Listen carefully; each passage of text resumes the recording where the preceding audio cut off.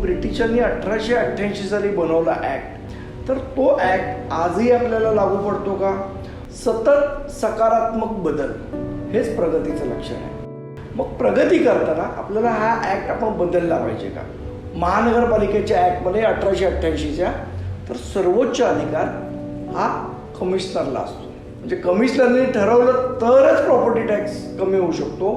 नगरसेवकांनी ठरवलं तरी प्रॉपर्टी टॅक्स आपला कमी होऊ शकत नाही. सन्माननीय छगन भुजबळ साहेब ज्या वेळेला नगरसेवक होते त्यावेळेला त्यांनी जे प्रश्न विचारले होते आयुक्तांना त्याचं उत्तर हे आम्हाला 2013 साली दिलं. मग जर ज्याच्याकडे अधिकार नाही त्याला आपण ब्लेम करतोय का? आणि ज्याच्याकडे अधिकार आहेत तो लोकांसमोर येतच नाही. नमस्कार, मी संदीप देशपांडे. या यूट्यूब चॅनलवर तुमचं सगळ्यांचं स्वागत. खरं तर हे यूट्यूब चॅनल चालू करायचं असं खूप दिवसापासून माझ्या मनात होतं. आणि कुठल्या विषयावर बोलायचं तर आपल्याला माहिती आहे मी 2012 ते 2017 हे 5 वर्ष नगरसेवक म्हणून काम केलं. त्यावेळेला महानगरपालिका अतिशय जवळनं बघण्याची संधी मला मिळाली. बऱ्याचशा गोष्टी शिकायला मिळाल्या, बऱ्याचशा नवीन गोष्टी कळल्या, बऱ्याचशा अशा गोष्टी कळल्या जे आपल्याला सामान्य माणूस म्हणून कधीच माहीत नसतं. आणि आज आपण त्यातल्या एका टॉपिकवर बोलणार आहोत आणि पुढे आपण महानगरपालिकेच्या प्रत्येक वेगवेगळ्या टॉपिकवर आपण चर्चा करणार आहोत. तर आज मला असं वाटतं जो बेसिक गोष्ट आहे म्हणजे ज्याच्यामुळे आपली महानगरपालिका अस्तित्वात आली त्या बेसिक गोष्टीबद्दल आज आपण बोलूया. आणि ती बेसिक गोष्ट आहे आपली जी मुंबई महानगरपालिका आहे ज्याला आपण स्थानिक स्वराज्य संस्था असं म्हणतो.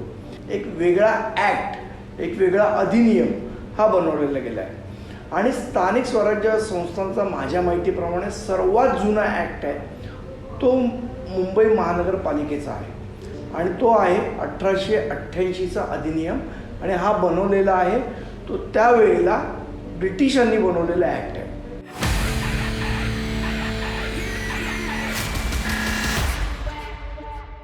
का बनवला असेल त्यावेळेला ॲक्ट?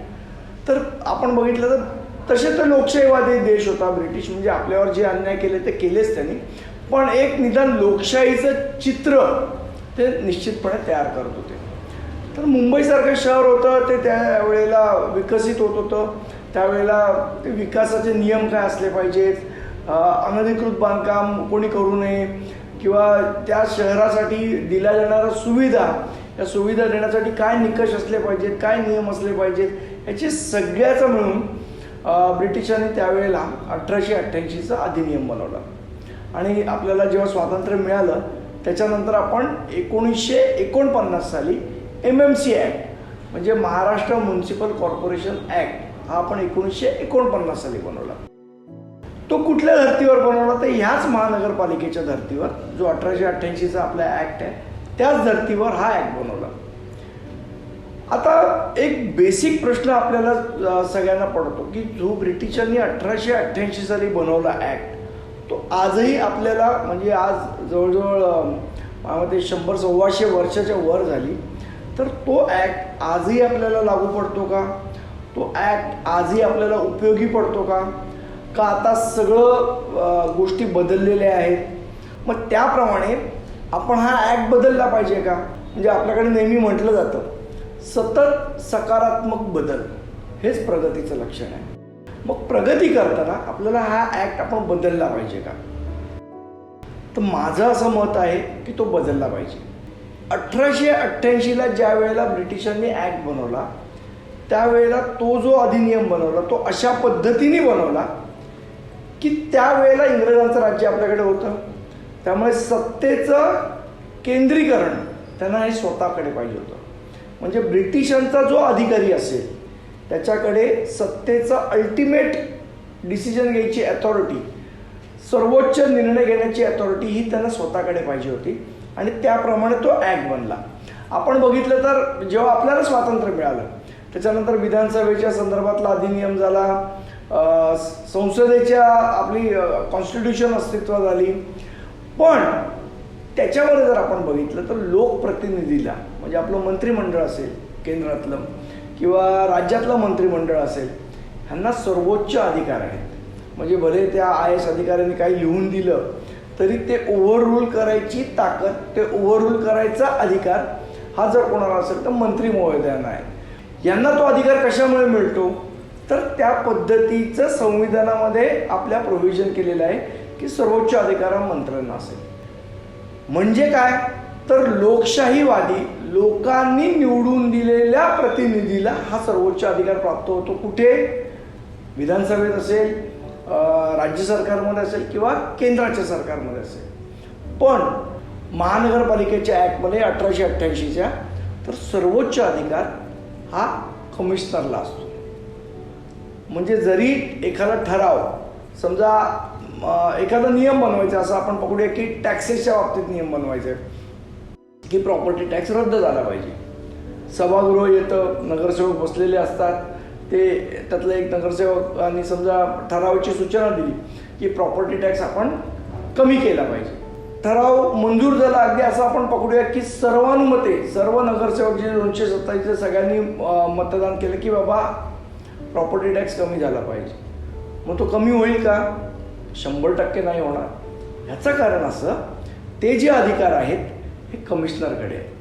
म्हणजे कमिशनरने ठरवलं तरच प्रॉपर्टी टॅक्स कमी होऊ शकतो.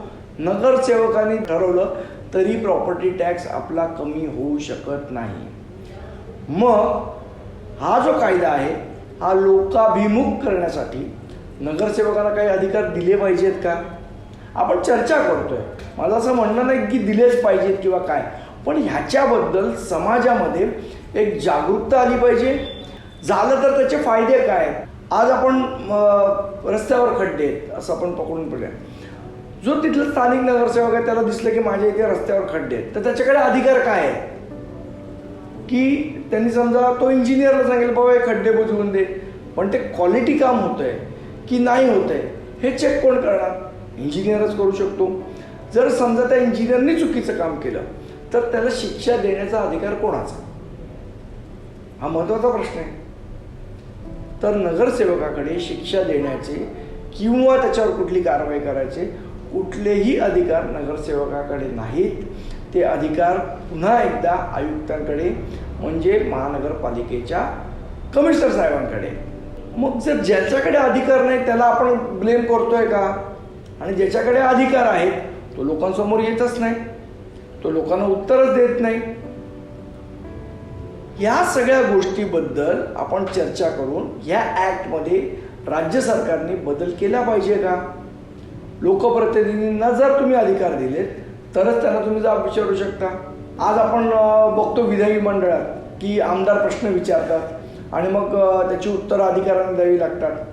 आज जर महानगरपालिकेच्या सभागृहामध्ये आपण बघितलं तर जरी नगरसेवकांनी प्रश्न विचारले तरी वेळेमध्ये त्याची उत्तर देण्याचं बंधन हे आयुक्तांना नाही. म्हणजे मी जेव्हा नगरसेवक होतो तेव्हा मला आठवतं की 2012-2014 साली सन्माननीय छगन भुजबळ साहेब ज्या वेळेला नगरसेवक होते त्यावेळेला त्यांनी जे प्रश्न विचारले होते आयुक्तांना त्याचं उत्तर हे आम्हाला 2013 साली दिलं. ज्या वेळेला त्या प्रश्नाचा काही रिलेव्हन्स होता, मला वाटतं काहीतरी हॉस्पिटलच्या संदर्भातला विषय होता. टेकन फॉर ग्रँटेड हे जर नगरसेवकांना धरलं जात असेल आणि कायद्यामध्ये कुठलीही तरतूद नसेल की आयुक्तांनी या वेळेत उत्तर दिलं पाहिजे, तर मला असं वाटतं तो कायदाच पूर्णपणे बदलण्याची गरज आहे. आज अनधिकृत बांधकाम असेल त्याच्यात तुम्ही कितीही तक्रारी केल्यात तरी त्याची जी काय प्रोसिजर लेआउट केलेली आहे कायद्यामध्ये त्या प्रोसिजरमुळे अनेक वेळेला अनधिकृत बांधकाम बांधून दिलं जातं, मग कोर्टातनं स्टे मिळतो आणि मग त्याच्यावर काही कारवाई होत नाही.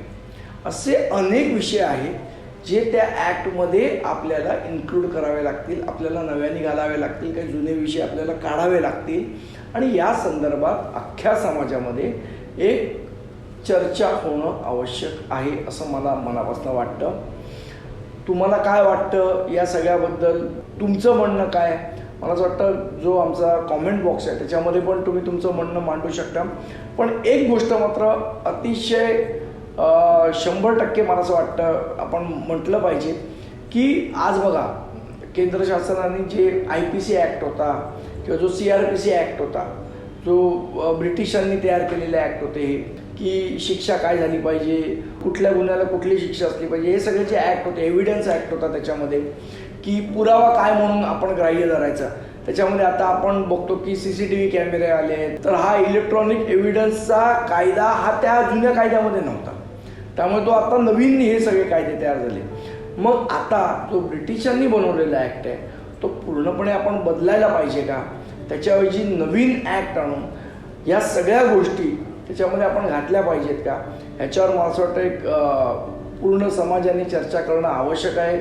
या संदर्भात तुम्हाला काय वाटतं? तुमची मतं कॉमेंटमध्ये नक्की सांगा. आपण त्याच्यावर उत्तरं देण्याचा पुढच्या भागात प्रयत्न करू.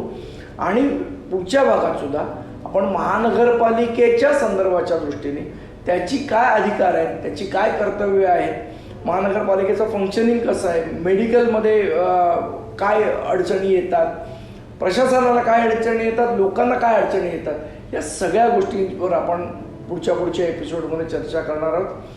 तुर्तास आज एवढंच इथेच थांबतो. तुम्हाला कसं वाटलं हे तुम्ही नक्की सांगा. धन्यवाद. जय हिंद, जय महाराष्ट्र.